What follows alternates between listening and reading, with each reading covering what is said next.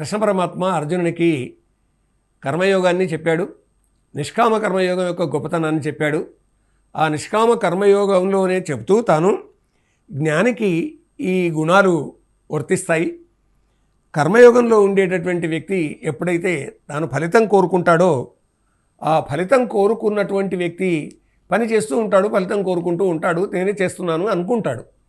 అయితే జ్ఞాని అయినటువంటి వాడు అతని పని ఆపరాదని తాను నిస్సంగంగా పని చేస్తూనే పోవాలి. ఎవరు? జ్ఞాని అయినవాడు, ఆత్మజ్ఞాని అయినటువంటి వాడు. అంటే తాను నిష్కామంగా పనిచేస్తున్నాడు, లోకమంతా అతని దిక్కు చూస్తుంది. కాబట్టి ఫలితం కోరేటటువంటి వ్యక్తి కూడా అతని దిక్కు చూసేటట్టుగా పనిచేస్తుంటాడు. నిజానికి జ్ఞాని కర్మలతో సంగం లేకుండా పనిచేస్తాడు. అజ్ఞాని అయినటువంటి వాడు కర్మలతోటి సంఘం ఉంటుంది, కర్మ ఫలితంతో సంఘం ఉంటుంది, అటాచ్మెంట్ ఉంటుంది. ఫలితం రావాలని కోరుకుంటాడు, అంతేకాకుండా ఫలితం వచ్చినప్పుడు అహంకరిస్తాడు. అందువల్లనే ఆత్మ ఏమిటి, అనాత్మ ఏమిటి, దృక్కు ఏమిటి, దృశ్యం ఏంటి అని ఇవన్నీ కూడా తెలుసుకోవాల్సినటువంటి అవసరం ఉంటుంది. అందుకే ఓ మహాబాహ అని అర్జునుడిని సంబోధిస్తూ ఇలా అంటాడు, తత్వవిత్తు మహాబాహ గుణకర్మ విభాగయో గుణాగుణేషు వర్తంత ఇతి మత్వా న సజ్జతే. గుణము కర్మల విభజనజ్ఞుడు తత్వమెరిగిన వాడు పార్థ, గుణములే ఇల గుణములోపల గుణములే ఇల గుణములందున నడచునని సంగమును పొందడు. తత్వవిత్తు మహాబాహ, తత్వము తెలిసినటువంటి వాడు గుణము కర్మలను విభజన చేసి చూస్తాడు. తత్వమెరిగిన వాడు ఇలా చేస్తాడు. అంటే ఏవి గుణాలు, ఏవి కర్మలు అని, గుణములే ఈ విధంగా గుణాలలో తిరుగుతూ ఉన్నాయి అని తాను సంఘానికి దూరంగా ఉంటాడు. కాబట్టి తాను సంఘానికి దూరంగా ఉన్నప్పుడు, అంటే అటాచ్మెంట్కు దూరంగా ఉన్నప్పుడు, అజ్ఞాని అటాచ్మెంట్లో తిరుగుతూ ఉన్నప్పుడు, ఫలితం కొరకే అతడు ఆశిస్తున్నప్పుడు అతన్ని నిరోధించకుండా తన పని తాను చేసుకుంటా పోవాలి జ్ఞాని అయినటువంటి వాడు.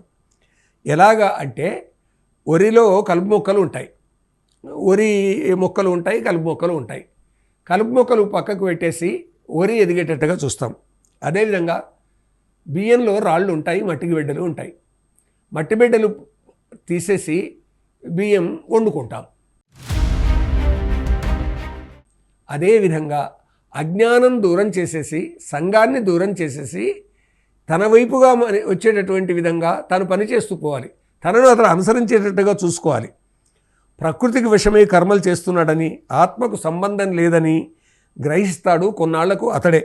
అందుకొరకే జ్ఞాని, ఆత్మజ్ఞాని అయినటువంటి వాడు ఎట్లాగైతే తామరాకు మీద నీటి బిందువులాగా ఉంటాడో అతన్ని చూసి ఇతడు కూడా మారతాడు. దుఃఖానికి కారణం సంగం అని తెలుసుకుంటాడు, దుఃఖరాహిత్యమే మోక్షం అని తెలుసుకుంటాడు. అలా తెలుసుకొని దేహాభిమానాన్ని వదులుతాడు. అందుకే చెప్తాడు కృష్ణ పరమాత్మ, ప్రకృతే గుణసమ్మూఢా సజ్జంతే గుణకర్మసు తాన కృష్ణ విదో మందాన్ కృష్ణవిన్న విచాలయేత్. ప్రకృతి గుణముల మోహులవుచు గుణాసక్తుల రగుచు నడచిన అల్పజ్ఞులను మందమతులను జ్ఞాని చరితుల చేయకూడదు. జ్ఞాని అయినటువంటి వాడు ప్రకృతి గుణాలకు మోహానికి పొంది, అంటే తన సహజ గుణాలు కొన్ని ఉంటాయి మనిషికి, అవి అనేక రకాలుగా మనిషిని అటు ఇటు పరిగెత్తిస్తుంటాయి. అలా పరిగెత్తించేటటువంటి సందర్భంగా ఆ పనులలో సంఘం ఏర్పడి తాను చేస్తున్నటువంటి ఆ పనిలోనే లీనమై ఉన్నటువంటి సందర్భంగా అలాంటి ప్రకృతి గుణాలలో ఉన్నటువంటి వారిని, అల్పజ్ఞులను తాను వారిని ఎదిరించి కానీ ఇది తప్పని కానీ చెప్పకుండా, జ్ఞాని వారిని చలితులను చేయకుండా తన ఆచరణ ద్వారా వారిని తన వైపు తిప్పుకోవలసినటువంటి అవసరం ఉంటుంది అని. ఎందుకంటే పని మానిపించినట్టయితే ఏమవుతుంది అని అంటే, మొత్తం పని మానేసి తాను ఊరికనే కూర్చుంటాడు. ఊరికనే కూర్చుంటే ఎట్లా పొట్ట గడిచేది? అందుకే లోకంలో మామూలుగా జానపదులు చెప్పుకుంటూ ఉంటారు, ఈ రెక్క ఆడితే బుక్క ఆడుతుంది, బుక్క ఆడితే డొక్క నింతది అని. నిజమే, రెక్క ఆడితే అంటే పని చేయడం, బుక్క ఆడుతుంది అంటే పని వల్ల అన్నం దొరుకుతుంది. తనకు ఎంత అన్నం కావాలో అంతే సంపాదించాలి మనిషి, కానీ అంతకు మించి సంపాదించినట్టయితే దొంగతనం చేసిన దాంతో సమానమని మహాభారతం చెప్తుంది. అందుకే భారతాది గ్రంథాలలో ధర్మ సూక్ష్మాలు ఇలాంటివి ఎన్నో ఉంటాయి, ఇది గ్రహించాలి. అందుకే పని చేసేటటువంటి వాని యొక్క పనిని ఆపకుండా జ్ఞాని అయినటువంటి వాడు తాను పనిచేస్తూ పోతూ ఉండాలి. సంఘం పెట్టుకోకుండా పనిచేస్తాడు జ్ఞాని, ఆత్మజ్ఞాని కాబట్టి. అతన్ని ఇతడు అనుసరిస్తాడు. ఎందుకు అనుసరిస్తాడు అని అంటే, అతన్ని లోకం చూస్తుంది, అతడు లోకం కొరకు పనిచేస్తున్నాడు, తన కొరకు పనిచేయడం లేదు. తన వ్యక్తిగతమైన సుఖం కొరకు కానీ, తన ఆలుబిడ్డల కొరకు కానీ, తన చుట్టూరా ఉన్నట్టు పరివారం కొరకు కానీ పనిచేయడం లేదు. లోక శ్రేయస్సు కొరకు పనిచేస్తున్నాడు, విశ్వ శ్రేయస్సు కొరకు పనిచేస్తున్నాడు. ఇది అటాచ్మెంట్ లేనటువంటి పని. కాబట్టి ఏ మనిషి అయినా కానీ ఆ విధంగా ఎప్పుడైతే వివరిస్తాడో అతడు ఆత్మజ్ఞాని కిందికి వస్తాడు. కాబట్టి ఆత్మజ్ఞానం పొందినటువంటి వ్యక్తి అజ్ఞానులైనటువంటి వారు కర్మఫలాలు కోరినటువంటి సందర్భంగా వారిని ఆటంకపరచకూడదు. వారు చేస్తుండేది చేయని వారే కొన్నాళ్లలో పరివర్తన తెచ్చుకునేటటువంటి వాళ్ళు అవుతారు. ఎందుకంటే ఇంద్రియ గుణాలకు వశమై వాళ్ళు చేస్తున్నారు కాబట్టి ఆ మనస్సు, బుద్ధి, ఈ ఇంద్రియ గుణాలు అనేటటువంటివి ఏవైతే ఉన్నాయో ఈ ఇంద్రియాలు మనస్సు మీద, బుద్ధి మీద ప్రభావాన్ని వేస్తాయి. వేసి అతన్ని లాక్కొని పోతూ ఉంటాయి. అలా లాక్కొని పోతున్నటువంటి వ్యక్తిని హఠాత్తుగా ఆపడం అనేది కాకుండా అతడు చేసేటటువంటి పని చేయనియాలి.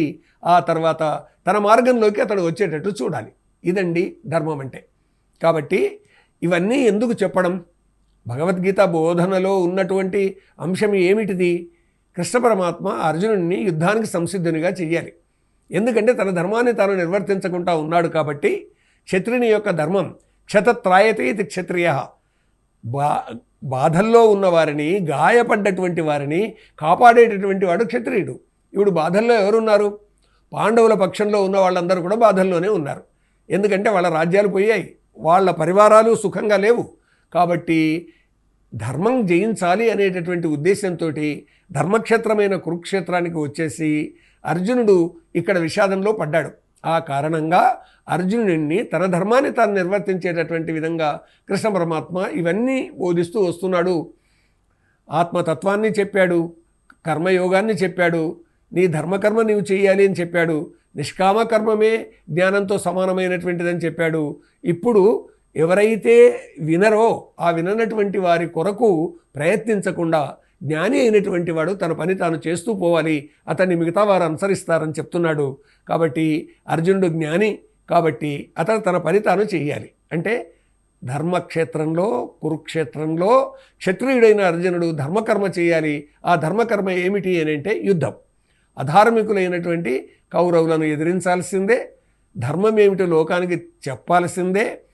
ఔదాసీన్యమును జగించుము వేస్య, కర్మవీరుండవై పాదం ముంచుము యుద్ధరంగమున, నీ స్వాతంత్ర శంఖధ్వనుల్ వేదవ్యాస జయ ప్రబంధ కవితావేశమ్ములో మ్రోగు, నిన్నాదర్శమ్ముగా చెప్పుకొందురు భవిష్యద్భారతీయ ప్రజల్. ఎంత బాగుందండి. కాబట్టి ఉదాసీనత్వాన్ని వదిలిపెట్టి నీవు రా, యుద్ధం చెయ్యి అని ఈ విధంగా ప్రబోధించడం అనేటటువంటిది ఎవరి ధర్మకర్మ వారు చెయ్యాలి అనేటటువంటిదే గీతా ప్రబోధం. ఇదండి, ఇది తెలుసుకుందాం, మన జీవితంలో కూడా ఆచరించడానికి ప్రయత్నం చేద్దాం.